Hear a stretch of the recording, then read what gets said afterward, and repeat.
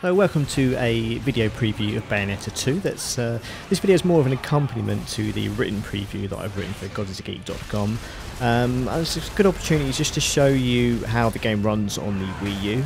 Now you're probably coming to this video because you're a fan of the original Bayonetta or a fan of Platinum Games in general, or you may just be a Wii U owner that is desperate for a new game to play on your system, and no one could blame you really. I mean, this is not out for 2 months, and it's looking like a very slim release schedule coming up. So, this is one of the games that, if you have a Wii U, it could potentially be a must-buy if you're really after something. But it's too early to say.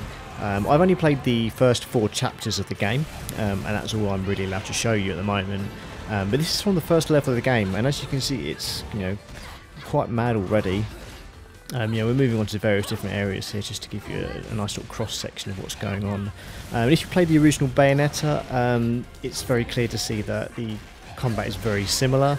There's a new feature that I've just done, the Umbran Climax, which where you fill your magic meter, you can use it to unleash wicked weave attacks whenever you like for a few seconds, which is quite powerful and very handy for some of the larger bosses like this one here. But other than that, it's largely unchanged so far from what I've played. You can pick up weapons, and they're quite unwieldy but very powerful.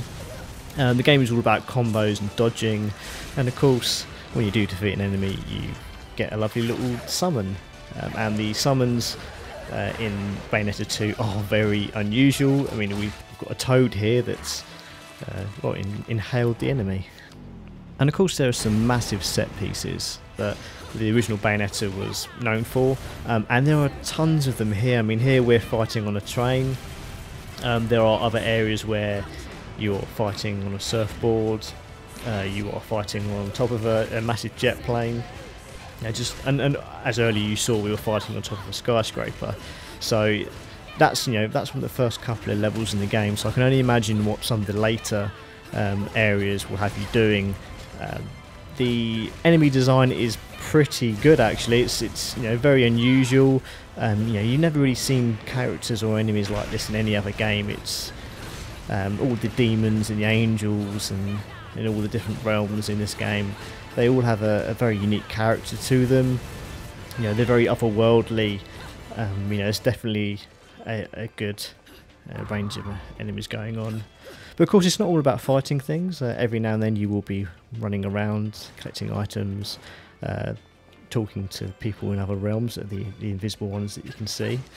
And of course lots of collectibles and a bit of discovery going on.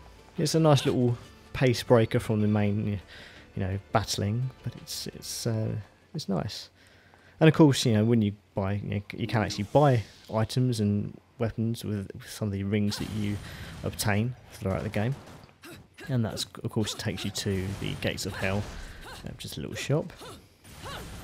And of course, it wouldn't be the Gates of Hell without our good friend Rodin at the bar, giving out little quips here and there and selling you useful goods.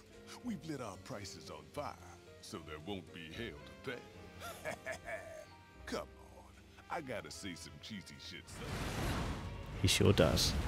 And this is the last bit I'm going to show you here, which is one of the things I liked about the original Bayonetta were the kind of always these little vehicular sections, and this is the main one that I've seen so far on a nice little surfboard.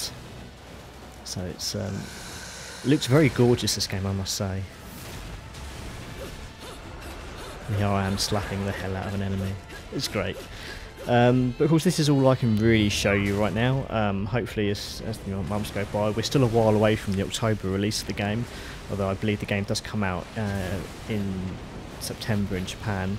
But until then you'll just have to keep an eye on godisgeek.com and find out more about the game.